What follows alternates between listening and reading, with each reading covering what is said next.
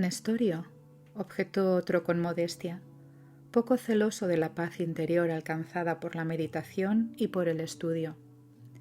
¿Qué será de mí, víctima de las intrigas y calumnias de los vecinos? Quiero aprender y progresar en la fe, mas la provocación de la maledicencia no me lo permite. ¿Y acaso podrás ir hacia Jesús dejándote encarcelar por las opiniones del mundo? Le explicaba solícito el liberto de Elvidio. La ciencia del buen vivir no reside solamente en no afligirnos con los pensamientos y actos de quien quiera que sea, sino en dejar también que los otros se interesen constantemente en nuestra propia vida. «Maestro», exclamó también la señora de semblante envejecido y triste, dirigiéndose al ex esclavo, «mis sufrimientos se exceden del cáliz. Ora por mí para que Jesús atienda mis ruegos». «Hermana», le respondió Nestorio algo vehemente, «¿olvidaste que Jesús nos recomendó que jamás nos llamásemos maestros unos a otros? No soy sino siervo humilde de sus siervos, indigno de sacudir el polvo de las sandalias del único y divino Maestro. No te entregues a las tristezas y a las lamentaciones, porque en los problemas de la fe solamente tú misma puedes dar a Jesús el testimonio de tu amor y de tu confianza. Además, hay que recordar que la tierra no es el paraíso. Atentos a las recomendaciones del Mesías de que para alcanzar la aventura celestial es preciso tomar con humildad nuestra cruz y seguirlo. En ese instante, Nestorio reconoció a Celia y a Tulia que, atravesando la multitud de creyentes que lo rodeaban, se acercaban respetuosamente. El liberto las saludó muy sorprendido, mientras la joven le dirigía palabras de júbilo y simpatía. «Nestorio», exclamó Celia radiante, «¿por qué nunca me hablaste de tus convicciones, de tu fe?» «Hija, no obstante mi fervor cristiano no podía menospreciar los principios de la familia que me concedió la libertad». Ambos estaban alegres y felices, experimentando la dicha de la mutua comunión en la misma fe, cuando una sorpresa mayor los conmovió. Mientras casi todos los compañeros se disponían a regresar a la ciudad, pues se avecinaba la madrugada, se destacó entre ellos un joven fuerte y simpático que se aproximó a la tribuna con los ojos fulgurantes de ansiedad y alegría. Se acercó a Nestorio y a Celia con los brazos extendidos, al mismo tiempo que el liberto y la joven Patricia exclamaban con la misma voz impregnada de emoción y de profundo júbilo: «¡Ciro, Ciro! ¡Padre mío, Celia!». Y el mancebo los reunió casi en el mismo abrazo de amor y felicidad. Tulia Cevina contemplaba la conmovedora escena con el corazón sobresaltado. Alba Lucinia ya le había hablado del drama íntimo de su hija y la mujer de Máximo le costaba conformarse con la circunstancia de haber conducido a la joven a aquel encuentro de consecuencias imprevisibles. La ausencia de Policarpo, que la inhibía de solicitar la oración por la felicidad doméstica de su amiga conforme a su fe. El hecho de haberse visto con Nestorio, cuando prefería que su presencia allí se hubiera mantenido en secreto, y el encuentro inesperado con Ciro, eran acontecimientos que la contrariaban profundamente. Pero Celia, radiante, sin poder expresar su júbilo al saber que Nestorio era el padre de su novio espiritual, le presentó al joven al que la Patricia fue obligada a saludar cortésmente en virtud de la circunstancia. El ex cautivo abrazaba a su hijo con los ojos húmedos de llanto, enviando a Jesús su íntimo agradecimiento y manifestando su real sorpresa al saber que era también un liberto de Elvidio Lucio, aumentando así su reconocimiento por sus libertadores. Y mientras todos se reiteraban, el grupo conversaba con creciente interés. Contestando a una pregunta de Celia, el joven explicó que en el puerto de Cesarea había sido entregado al comandante Quinto Vetus, quien, amigo personal de Elvidio Lucio, se hizo cargo de conservar su libertad y lo condujo a las costas de la Campania con excepcional gentileza.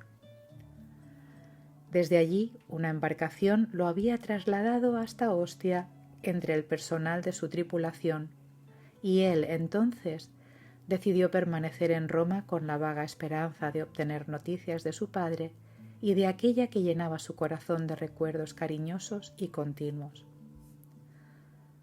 Celia sonreía satisfecha y se sentía en aquel cementerio solidario, triste, la más dichosa de las criaturas. Entretanto, la claridad de la luna ya había desaparecido. Apenas las estrellas en el manto oscuro del firmamento brillaban con fulguraciones más intensas, preludiando el despuntar de la aurora. Tulia Cevina recordó entonces la conveniencia de que regresaran cuanto antes. Nestorio deseaba vivamente que su hijo le relatara todos los hechos de su pasado, para conocer los más ocultos pormenores de su separación larga y dolorosa.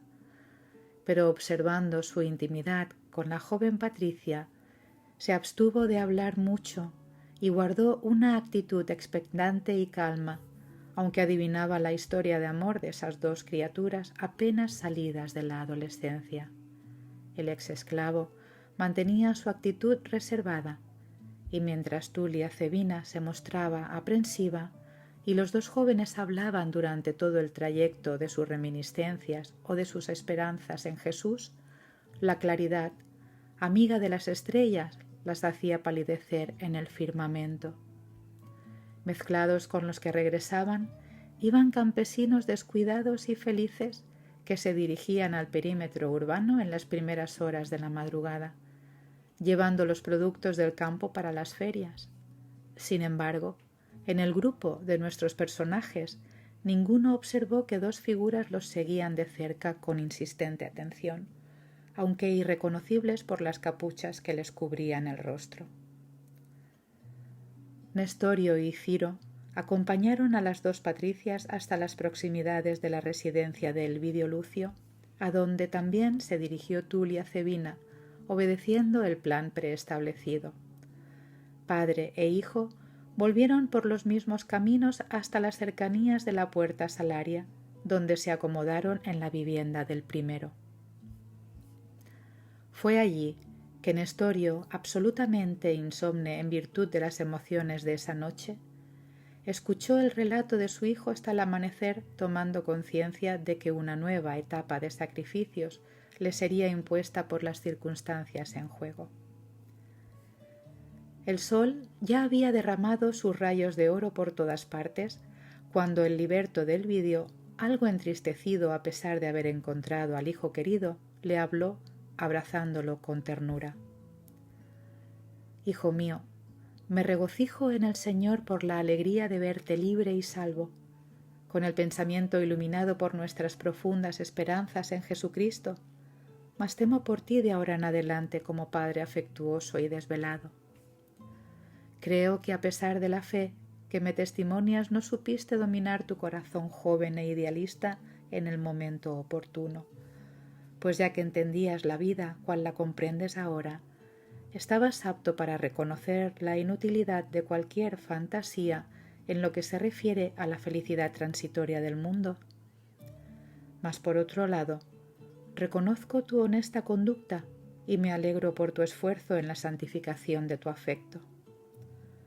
Opino que ahora seremos llamados a los más penosos testimonios de coraje moral, porque la familia de Celia no toleraría jamás una pretensión tuya. Pero descansa, hijo. Necesitas tomar nuevas energías y reposo. En cuanto a mí, ahora me sería imposible dormir.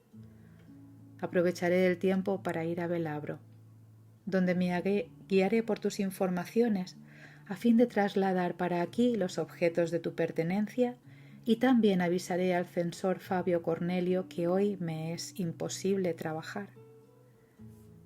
Y acentuando las palabras con una sonrisa de satisfacción concluyó: en el futuro estaremos siempre juntos para la misma tarea, y aquí Permaneceremos hasta cuando Jesús nos lo permita.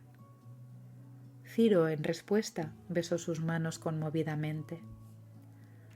Antes de dirigirse al Velabro, que era uno de los barrios más pobres y más populosos de Roma, el liberto fue a la prefectura de los pretorianos. Allí habló con el lictor Dominitio Fulvius, persona de confianza de sus jefes, y le solicitó que notificase al censor que ese día tenía un inconveniente para prestar sus servicios, y enseguida hizo los arreglos necesarios para que la mudanza de su hijo se efectuara con la mayor presteza. Sentía su corazón temeroso y triste debido a las circunstancias, y sin embargo ponía su fe por encima de todo, rogando a Jesús que le concediese la inspiración necesaria para la solución de todos los problemas. En cuanto a Tulia Cebina, por la mañana le comunicó algo desilusionada a su amiga los hechos singulares que habían ocurrido. Alba Lucinia la escuchaba muy sorprendida, con el corazón pleno de amargas expectativas. Llamó a su hija a su cuarto de reposo, mas notó su serenidad y recibió su promesa de que guardaría entera observancia de las recomendaciones paternas. Procuró entonces tranquilizarse para disminuir las propias penas.